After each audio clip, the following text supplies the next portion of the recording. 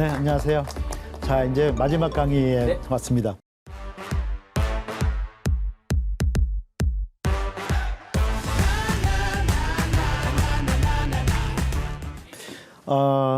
저번 시간에 그 돌파구, 액티브 시니어를 이야기하다 돌파구로 얘기했는데 제가 여기서 상당히 이번 강의를 준비하다가 굉장히 또 중요한 걸 하나 발견했어요.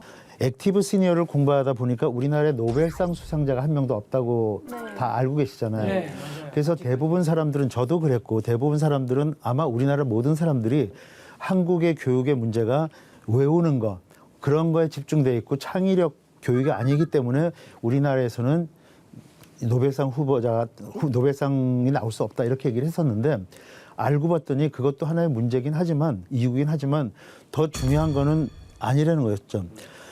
자, 최근에 10년 동안 노벨상 수상자들을 제가 한번 평균 연령을 봤더니 물리는 69세, 화학은 70세, 생리의학은 68세.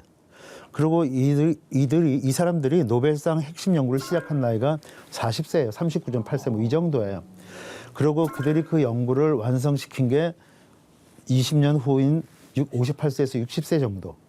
그리고 그 뒤에 이제 그 연구가 세상에 알려지면서 많은 사람들이 그 사람들을 집중하기 시작하면서 10년 후쯤에 노벨상을 받게 되는 게 70세가 되는 거예요. 그런데 우리나라에서는 아무리 머리가 좋아도 65세면 은퇴를 해야지 돼요. 그렇죠?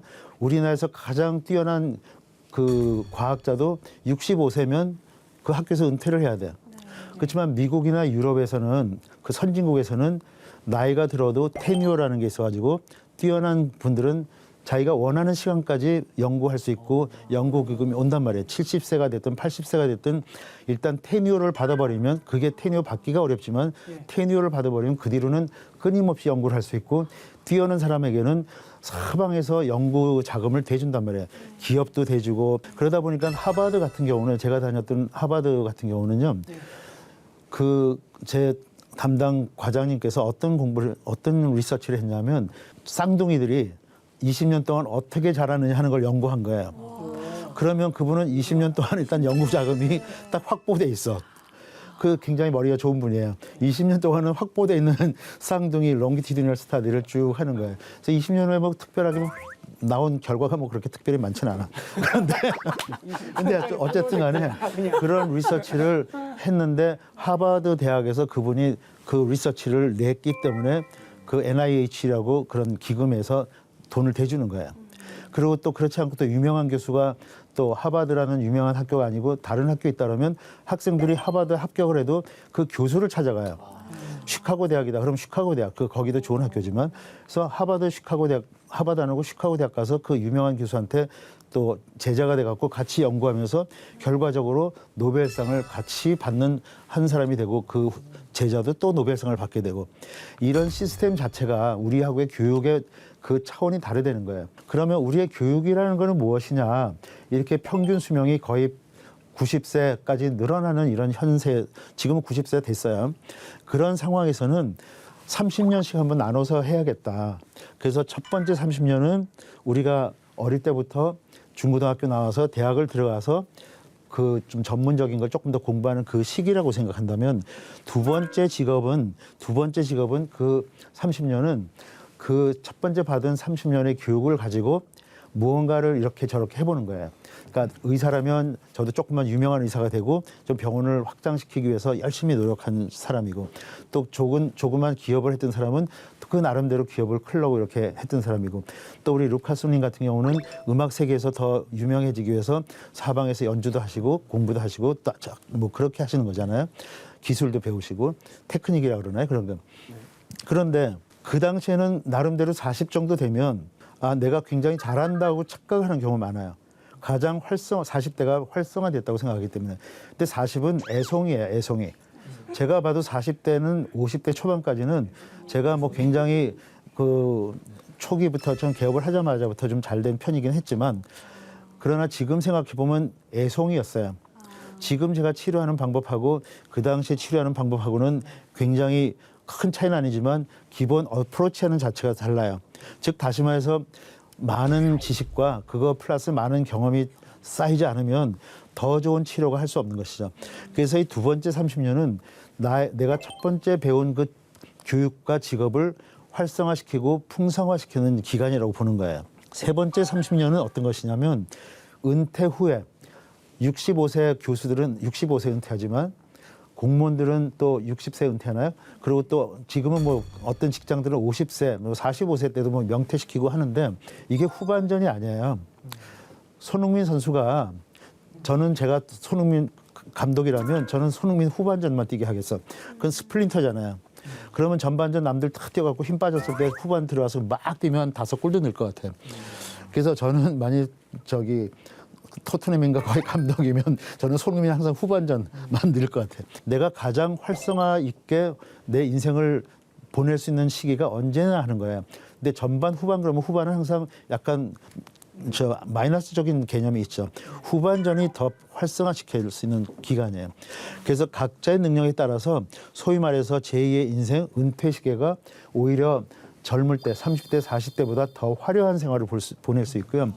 실제로 아까도 말씀드렸지만 X세대가 지금 시니어가 됐기 때문에 X세대는 처음으로 한국에서 유학을 많이 가고 외국 여행을 많이 간 세대라서 그때 압구정동에 좋은 피자집, 좋은 파스타집이 엄청 생겼다 엄청 날아가 버리고 그랬었어요.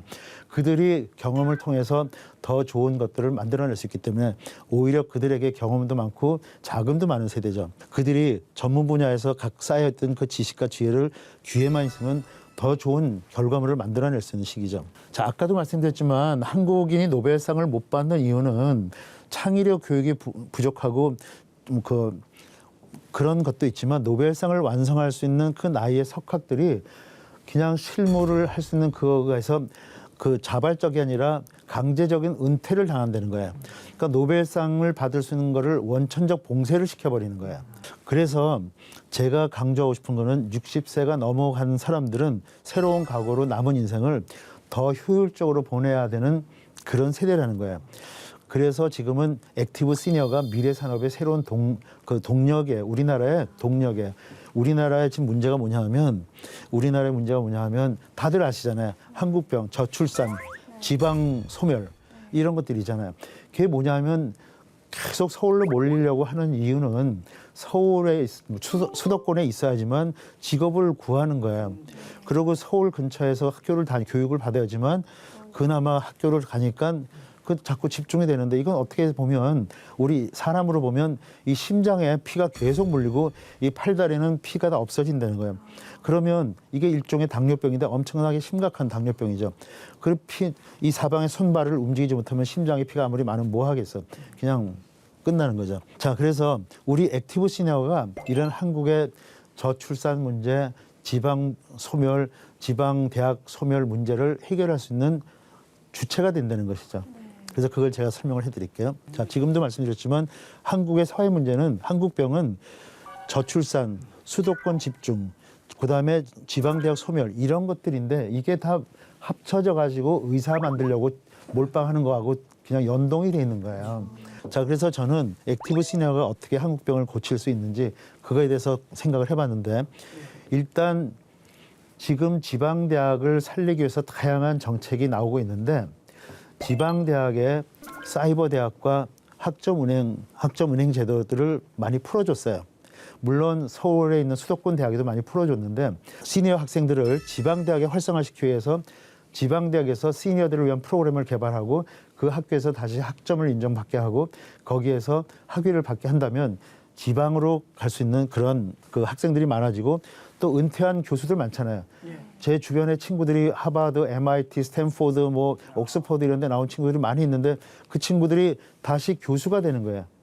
그래서 사이버 대학 그런 학점은행 대학에 다시 교수가 돼서 시니어 교수들이 시니어를 교육시키고 그러면 지방 교육이 활성되고 지방 경제도 활성화되지 않겠어요.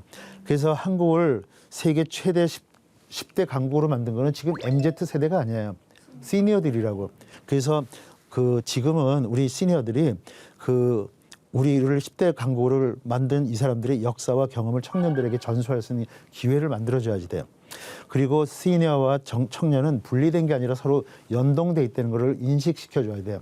부모님들을 오늘부터 이제 여러분들에게 교육을 어떻게 하면 좋겠다 하는 거를 좀 마지막으로 결론을 내리면 부모님들이 온라인 재교육을 받자는 거예요. 엄마 아빠도 자녀 교육시키는 그런 교육을 다시 해서 아동 심리학 이런 교육을 다시 받고 또 어릴 때부터 금융 교육을 받아서 어차피 부동산 살려고 의사 보내는 엄마들이 많잖아요. 그렇다면 그건 의사보다는 어릴 때부터 펀드 매니저가 돼서 돈을 관리할 줄 알아서 돈을 불릴 줄 알아갖고 돈을 벌게 했을 때 부동산도 들어오게 되는 거예요. 부동산이 또 부동산을 벌어주는 그게 금융교육인데 우리나라는 기본적으로 우리나라 자체가 금융 문맹의 나라인 거예요. 그러니까 교육을 하나도 안 받은 거예요. 그다음에 이것도 중요한데 자신만의 의식 독립주의인데 지금 우리는 쏠림 현상이 있잖아요. 이게 뭐냐면 자신의 자신감이 없어서 자기만의 의식에 자신감이 없으니까 다른 엄마들이 학원을 보냈는데 나 안 보내니까 불안해. 우리 애는 다른 취미가 있고 다른 재능이 있는데 안 보내니까 불안해. 그러니까 음악을 좋아하는데도 그냥 학원 가서 미적분을 풀게 해버리는 거야. 그래서 이거를 빠져나올 수 있는 그런 문화에 그러니까 나쁜 문화에서 빠져나올 수 있는 그런 걸 키워야 되고요. 자, 그래서 제가 이제 최근에 친구들을 많이 만나서 친구들 만나면서 이런 얘기를 했어요. 우리가 시니어인데 우리 모여서 우리 다시 뭐 창업을 하면 어떠니? 그 창업을 해서 나는 의사니까 의사들이 환자들하고 이렇게 서로 어떤 문제가 생겼어요. 치료를 했는데 집에 갔을 때 응급이 생길 수 있잖아요. 저는 제 핸드폰을 항상 열어놓고 있어요. 제 환자들은 제 핸드폰을 다 갖고 있어요. 그래서 응급이 생길 때마다 저한테 문자를 카톡을 줘요. 그러면 제 동료 의사들이 너 그 어떻게 그렇게 사냐? 그걸 6시 끝나면 그냥 놀아야지. 그러는데 저는 꼭 그게 아니고 환자들이 응급이 생겼을 때 그 응급을 그때그때 처리 안 하면 그게 진상 환자가 되는 거야. 그렇기 때문에 내가 처리를 해줘야 돼. 그렇다고 해서 내가 치료를 잘하기 때문에 하루에 그렇게 열어봐야 1명 정도 연락밖에 안 와. 그러니까 그 정도는 나 자기 전에도 11시에 와도 저는 문자 쳐줘요. 그런 얘기를 해준단 말이에요. 그러니까 어떻게 보면 의식 구조라든지 사고 방식이 좀 달라져야 되는 건데 그런 것들이 그러다 보니까 명의랑 그렇지 않은 사람들이 달라지는 거고. 얼마 전에 그 연예인 한 분이 계셨어요. 연예인 한 분을 만났었는데 저랑 저기 노래를 그 재즈를 같이 하고 그런 분인데 여러분들 아실 거예요. 그분이 손녀가 너무너무 예쁘고 보니까 우리나라에서 어떤 연예인보다도 훨씬 예쁜 18살의 아이인데 의사가 되겠다고 한대요. 그래서 내가 요새 의사 되지 말라고 얘기하는데 그것도 미국서 의사면 참 의과대학 졸업하면 100만 불의 빚이 생겨서 평생 빚만 갚다 끝나. 그러니까 그 의사 시키지 말라 그랬더니 이 아이가 나는 의사 되려는 목적이 그 다른 데 있어요. 저는 사회 봉사를 하고 싶어요. 이런 얘기를 하더래요. 그러면서 이 친구는 연예인 막 사방에서 그 친구를 모델을 쓰려고 그러는 모양이에요. 근데 이 친구는 그 생각이 있는 거죠. 자기는 연예계에 들어가면은 자기가 할 수 있는 그런 봉사를 할 수 없다는 생각을 하는 것 같아요. 그리고 봉사를 하는 중에 가장 좋은 게 의사라고 생각을 하는 것 같아요. 근데 이제 그 친구도 연예인들이 얼마나 많은 봉사하는지 그런 거 잘 몰라서 그럴 수도 있겠죠. 자, 그래서 그것처럼 이 꼬마 어린 아이가 자신감이 있잖아요. 자기의 어떤 그 뭔가 하겠다는 의지가 있었는데 이 많은 시니어들을 만났더니 그렇게 능력이 있는 친구들이 자신감이 다 떨어진 거예요. 그리고 제가 이런 그 시니어 대학에 사이버 대학 만들겠다고 이런 거 이제 조만간에 어떤 지방 대학의 총장님하고 만나게 돼 있어요. 그분도 저하고 똑같은 생각을 갖고 있는데 뭐라고 얘기하시냐면 학생이 과연 올까요? 과연 시니어들이 공부를 하려 그럴까? 그리고 시니어들이 교육을 하러 올라 그럴까? 이런 얘기를 하는데 제가 그런 거를 들으면서 참 안타까운 게 그러면 시니어들이 그런 기회가 주는데도 안 한다 그러면 그건 시니어들이 잘못인가 아니면 세상이 그렇게 시니어들을 사고방식을 이렇게 만든 것일까? 그러면 누군가는 그거를 깨우쳐줘야 되지 않겠어요? 마치 물속에 있던 애벌레가 물 밖으로 나와서 잠자리가 되면 잠자리가 물속으로 들어가서 아리켜줄 수는 없잖아요. 그럼 애벌레 중에 누군가가 우리 중에 한 명의 잠자리가 될 수 있는 우리 다 잠자리가 될 수 있어 하는 걸 얘기해 줄 수 있는 사람이 있어야 된다고 생각하는 거죠. 그래서 저는 국가도 이런 그 시니어 대학을 만들 수 있는 그런 데다가 지원을 해주고 그걸 통해서 지방 활성화되고 그래서 서울이 조금 저 수도권이 좀 분산되면은 그 젊은이들도 좀 편안하게 집도 구할 수 있고. 그래서 저는 여러분하고 이 4번의 강의를 통해서 우리가 교육이라는 것이 무엇이냐, 그 교육을 통해서 우리가 어떤 직업을 갖게 되느냐, 그리고 그 직업을 통해서 우리가 인생을 어떻게 풍요롭게 살 것이냐, 이거에 대해서 다시 한번 생각하는데, 이거를 의사다, 변호사다, 뭐 그 공무원이다 이렇게 생각하나 어떤 직업을 놓고 생각하는 것이 아니라, 우리가 어떤 교육을 받느냐, 어떤 직업을 갖느냐, 어떤 인생을 사느냐를 그냥 단순하게 생각하지 말고, 교육이란 무엇인가, 직업이란 무엇인가, 인생이란 무엇인가를 철학적으로, 인문학적으로, 또 성경 안에 있는 지혜의 말씀대로 그거를 다 통틀어서 공부를 하고 생각하고, 그거를 연동시켜서 우리가 새로운 그 교육을 받고 새로운 직업을 갖고 새로운 인생을 살다 보면, 그건 어릴 때 3살부터 80세까지 끊임없이 그 쉬지 않고 활성화된 인생을 살 수 있는 것이죠. 근데 그거를 하기 위해서는 기본적으로 건강하고 많은 주변 사람들하고 많이 소통을 해야 되고, 가장 중요한 가족부터, 그리고 친구들부터, 주변에 있는 공동체, 이런 것들과 항상 평화로운 관계를 가져야 된다고 생각하고요. 제가 마지막 슬라이드를 하나 만들어 봤는데요. 자, 이거 우리 굿TV가 기독교 방송이니까 제가 성경적으로 항상 마무리하고 싶은 부분이 있어요. 자, 십자가를 통해서 제가 여러분하고 어떤 로직을 하나 만들고 싶은데, 우리에게는 하나님이 계시고, 또 우리는 하나님의 자녀이고, 또 하나님께서는 우리가 태어날 때 재능을 주셨고, 그 재능을 통해서 소명을 감당하라고 하셨는데, 우리가 교육을 제대로 받지 못하면 재능을 찾아내지 못하고, 그 교육을 제대로 못 받으면 소명을 찾아내지 못해요. 그래서 잘못된 직업을 선택하면서 소명을 감당하지 못하는데, 잘 찾아내더라도 내가 음악을 잘하니까 나는 음악적인 것을 가지고 내 재능을 써야지. 그런데 나의 소명이 하나님을 찬양하는 것이 아니라 어떤 사탄을 찬양하는 하드락을 막 한다든지 이렇게 된다면, 가사가 이상한 그런 걸 한다면, 그거는 제가 소명을 감당한 게 아니겠죠. 그렇다면 그런 소명을 감당하려면 나에게 어떤 조건이 있어야 되냐면, 우리 인간은 자유의지를 갖고 있잖아요. 그래서 우리에게는 자유의지를 가지고 하나님이 주신 재능과 소명을 감당하려면, 우리가 성품을, 하나님이 원하시는 재능을 찾아낼 수 있는 성품이 돼야 되는데, 그 성품이 뭐냐 하면 성령의 9가지 열매를 갖출 수 있는 성품이에요. 즉 다시 말해서 뭐 9가지 다 여러분들 다 아시겠죠. 온유하고 겸손하고 인내하고 사랑하고 화평하고, 이런 것들을 우리가 갖췄을 때 하나님께서 우리에게 주신 그 재능과 소명을 자녀의 입장에서 자유의지를 가지고 완성시키면서 하나님께 영광 돌릴 수 있다. 이게 제가 이 4강을 통해서 여러분들과 함께 이야기하고 싶은 거예요.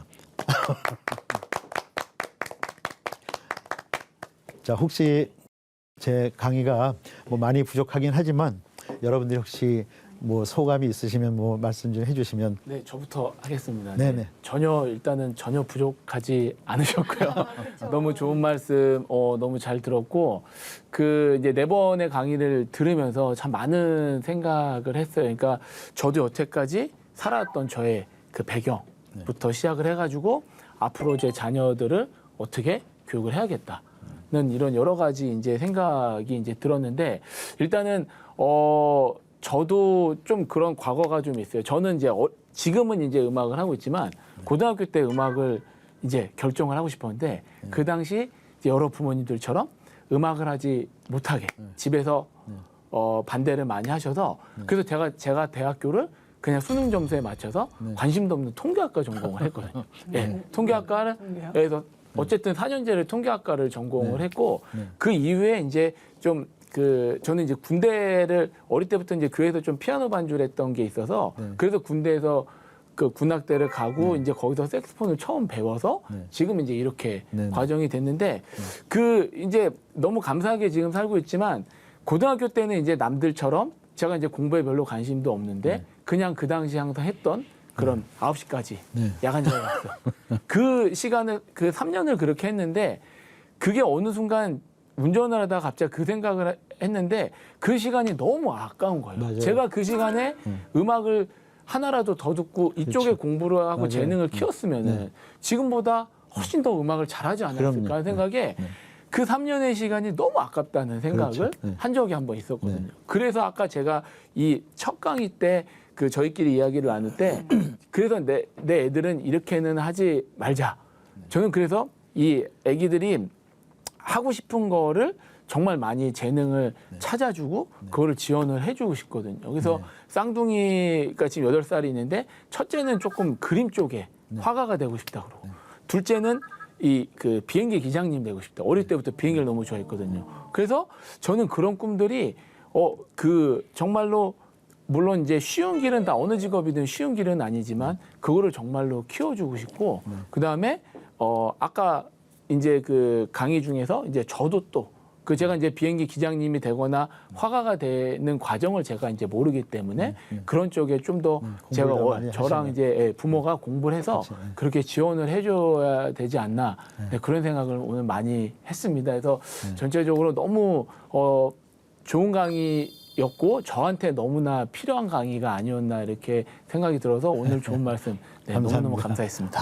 민희님은 또 어떤 생각이 들으셨는지. 저도 너무 좋은 말씀 많이 들었던 강의였던 것 같습니다. 저도 이제 남편이랑 되게 결혼 이후부터 애를 많이 이제 원하고 있고 기다리고 있는데, 그러면서도 얘기를 나누면서 항상 이런 이야기만 많이 했던 것 같아요. 우리 애가 앞으로 이런 걸 했으면 좋겠다. 뭐 음악 교육도 받았으면 좋겠고, 체육도 잘했으면 좋겠고, 공부도 잘했으면 좋겠고, 이런 어떤 부모의 욕심만 계속 이야기를 했던 것 같아요. 근데 이 시간을 통해서 좀 반성하게 됐던 게, 그걸 떠나서 애가 어떤 걸 했으면 좋겠다는 걸 떠나서 어떤 부모가 되어야겠구나를 좀 생각을 했던 것 같아요. 그래서 아까도 말씀하셨지만 부모도 공부를 해야 된다. 근데 저는 지금 책 한 권도 제대로 안 읽고 있는 그런 생활을 하고 있거든요. 그래서 많이 반성하게 됐고, 앞으로 정말 좋은 부모, 또 애가 건강하게 잘 자라기 위해서는 나도 공부를 많이 해야 되고, 인생을 전반적으로 어떤 설계를 잘 할 수 있는 그런 능력을 좀 키워야겠구나 이런 생각을 했던 것 같습니다. 엄마라서 다르군요. 정말 감사합니다. 네, 우리 영치님. 네.